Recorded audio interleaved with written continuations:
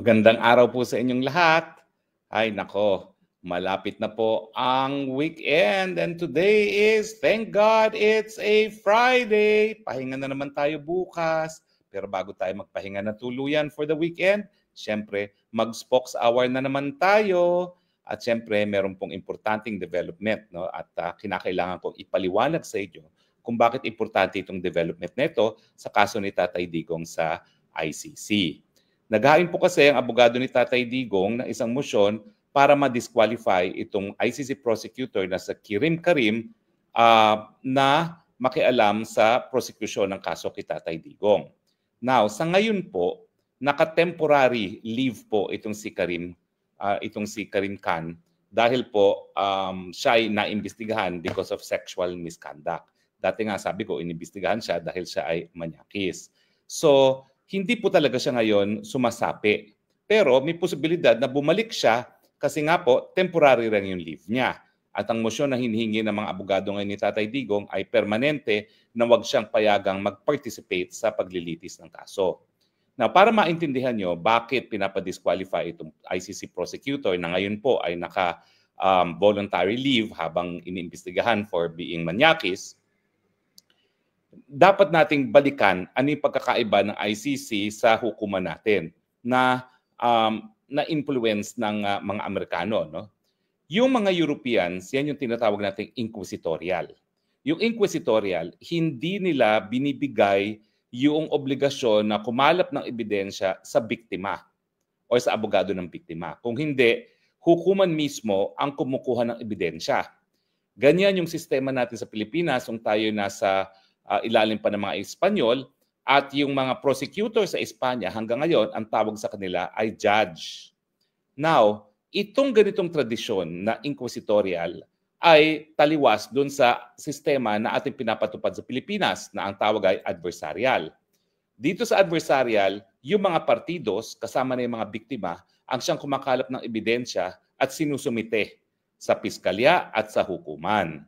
So yan po ay malaking pagkakaiba. At dahil po dyan, malaki rin yung magiging impact nitong pagkakaiba nito, yung pagiging inquisitorial ng ICC, doon sa desisyon kung dapat nga bang ma-disqualify itong ICC prosecutor. No? Now, bakit ba siya pinapa-disqualify? Well, una-una po, no, under the ICC, 3 po yung proseso na pinagdadaanan bago makarating sa confirmation of charges. Unang-una, yung preliminary examination. Itong preliminary examination, wala pong pakialam ang hukuman dyan.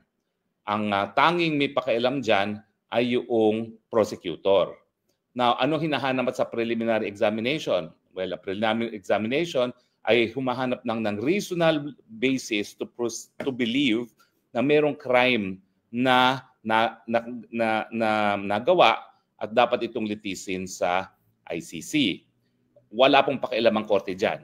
Tanging prosecutor lamang. Sa kaso ni Tatay Digong, yung preliminary examination ay pinatupad nung kanyang sinundan na taga-Africa. Okay. So, supposedly, dahil hindi naman yung kabahagi ng proseso ng hukuman, importante lang ang preliminary examination kasi nga po, gaya na aking in-explain dati, na sa ICC para maengganyo yung mga bansa na gaya ng Estados Unidos na sumapi, bagamat napakamakapangyarihan ng prosecutor, ang naging compromise ay gagawa ng pre-trial chamber na kinakailangan mag-authorize sa prosecutor at every step of the way ng proseso. So ang tanging stage na hindi involve ang hukuman ay preliminary examination at tanging prosecutor lang ang nagde-decide kung talagang siya ay magko-conduct ng preliminary examination.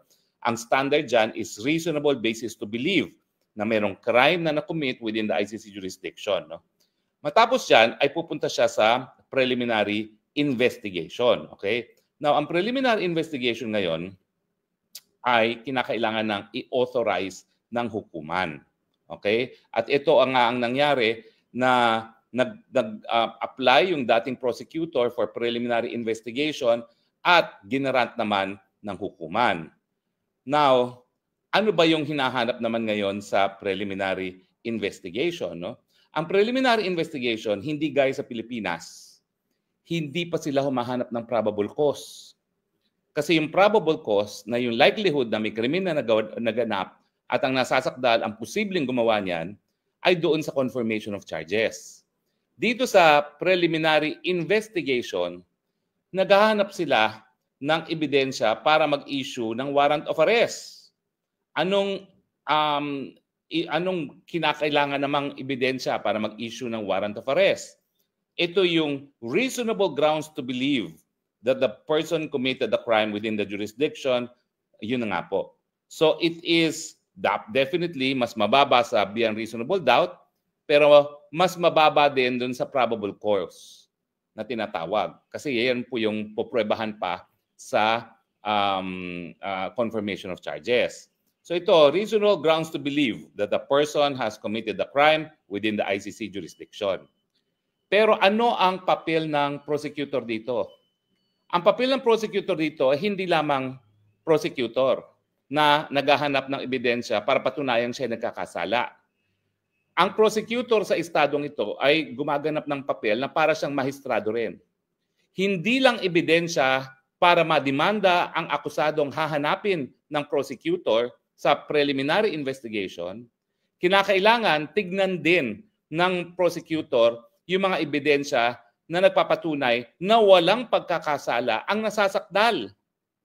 Yan yung diferensya, pagkakaiba ng sistema natin. Ang piskal sa Pilipinas maghahanap ng ebidensya kung meron bang sapat na ebidensya na tatayo sa hukuman at mapapatunayan ang pagkakasala ng isang nasasakdal. Sa inquisitorial system, oo, hahanap din siya ng ebidensya para mapakita na po pwede ngang makasuhan at makonvict ang akusado, pero pag meron din siyang nakitang mga ebidensya na nagpapatunay na hindi dapat kasuhan ng isang tao, yan ay dapat ikonsidera rin niya. Kasi parang mahistrado na siya at that point na nagko-conduct siya ng preliminary investigation. Now, sasabihin ng mga piskal sa Pilipinas na ganyan din ang katungkulan nila. Dahil kapag nagpresenta na ng ebidensya ang mga biktima at ang mga pulis, obligasyon naman ng piskal na i-assess kung mag-aaksaya lang ba ng pera at panahon ang Estado sa pagpapalitis ng kasong ito dahil baka naman hindi ito tatayo at walang conviction. Ang pagkakaiba sa Pilipinas, pulis, biktima ang kakalap ng ebidensya. Sa ICC, obligasyon ng prosecutor na kumalap ng ganitong ebidensya. Hindi ito pinasobaya sa kamay ng mga biktima. Siya mismo ang kukuha ng ebidensya. Pero yung ebidensya na kukunin niya, hindi lang ebidensya na nagpapatunay na nagkakasala isang tao, kinakailangan tignan din niya yung mga ebidensya na magpapatunay na walang pagkakasala ang tao. Bakit? Kasi nga ang sistema sa ICC, kulong muna bago mag-probable cause. So kung ikaw ay magkukulong ng tao bago mag-probable cause na madidetermine sa confirmation of charges, gaya ni Tatay Digong, na 6 na buwan munang pagkakakulong bago malaman kung mayroong probable cause, kinakailangan tapat naman yung prosecutor sa pagkakalap ng ebidensya. Kung may nakalap siyang ebidensya na nagkakasala, dapat timbangan niya yan dun sa ebidensyang nakalap niya kung meron ng ebidensya na hindi nagkasala. Now, saan pumasok ngayon ang papel ni prosecutor? Itong si Prosecutor Can, siya pala, na hindi niya dineklara, nung siya ay pribadong abogado, ay naging abogado sa ilang mga biktima ng di umano war on drugs ni Tatay Digong. Hindi niya ito isinapubliko. Hindi niya ito dineklara sa hukuman. Bagamat, yung preliminary examination ay kinundak na kanyang predecessor. Nung pumasok siya, diyan nagsimula ang preliminary investigation na meron siyang obligasyon na sabihin na siya ay naging abogado sa mga complainants laban kay Tatay Digong. Anong epekto ng hindi niya pagdedeklara o pagpapas sa publiko nitong ganitong impormasyon? Well, nanumpa kasi sila bilang prosecutor na kapag sila ay nagko-conduct ng preliminary examination, dapat sila ay maging patas and objective. Paano ngayon magiging objective ang isang naging abogado ng complainant labang kay Tatay Digong? Yun ang dahilan kung bakit merong conflict of interest. Yung hindi niya pagpapapubliko at pagpapaalam sa hukuman na siya ay dating abogado ng ilang mga nagsasakdal, nagrereklamo labang kay Tatay Digong dito sa war on drugs, ay dahilan kung bakit siya ay naging bias na sa kanyang preliminary investigation. Tatandaan niyo po ha, ang pagkakaiba ng preliminary investigation sa inquisitorial system, dapat patas ka. Kasi nga, ang proseso ng hukuman, kulong ka muna bago mag-probable cause. So kinakailangan maging super patas ka na kung meron ka ring ebidensya na nagpapakita na wala talagang pagkakasala yung tao, dapat yan timbangin mo. At saka ka lang maghihingi ng warrant of arrest kung sa iyong paningin, mas mabigat yung ebidensya na nagpapatunay na dapat nga siyang litisin kesa doon sa ebidensya na nagpapatunay na hindi siya dapat litisin. Pero itong issue ngayon sa disqualification ni Prosecutor Can, bakit hindi mo dineklara na abogado ka ng ilang mga nagrereklamo? Dahil yang pagiging abogado mo ay sigurado nakaapekto sa iyong pagiging impartial sa paninimbang ng ebidensya. Baka nga meron pa mga ebidensya na alam niyang narariyan na magsisilbing exculpatory o magpapatunay na dapat walang pananagutan ng Presidente Duterte pero hindi mo kinonsidera. Pag yan ay napatunayan, yan po ay prosecutorial misconduct. Yan ay isang pagkakaiba rin ng ating sistema. Dahil dito sa Pilipinas, hahanap at hahanap lang ng ebidensya ang piskal para tumayo ang kaso sa hukuman. Pero sa inquisitorial system, hahanap siya ng lahat ng ebidensya at kapag merong siyang nadiskubre na ebidensya na po pwedeng magpakita na hindi dapat o parusahan ng isang tao, dapat ilabas din niya yan at gamitin bilang basihan kung siya nga ay hihingi ng warrant of arrest. Naintindihan niyo po yun? Yun yung pagkakaiba at yun yung importansya ng ganitong motion ngayon para ma-disqualify si Prosecutor Can. Bagamat ngayon, hindi po siya aktibong nagpa-participate dahil nga siya ay on leave. Now, sa tingin ko, dapat talaga tignan ng hukuman ano yung mga ebidensya na exculpatory na hindi isinapubliko ni Karim Can. Ano yung mga ebidensya na magpapatunay na walang pagkakasala si Tatay Digong na hindi niya ilinabas at baka pa itinago dahil nga yung bias niya bilang dating pribadong abogado para sa mga complainants ay kasuhan na si Tatay Digong. Aba, kung merong ganyang ebidensya, hindi lang siya dapat ma-disqualify. Dapat siya ay matanggal pa sa kanyang posisyon. Now, ang sinabi rin na medyo talagang mabangis ay hindi dapat bigyan ng presumption of parang good faith itong prosecution dahil siya ngayon ay nasasakdal sa isang misconduct. So kinakailangan talaga, we need to go beyond the presumption at tignan kung ano nga ba talaga yung mga ebidensya na hindi na isa publiko at ano ang magiging epekto kung ito ay nakonsidera doon sa desisyon kung hihingi o hindi ng application for warrant of arrest.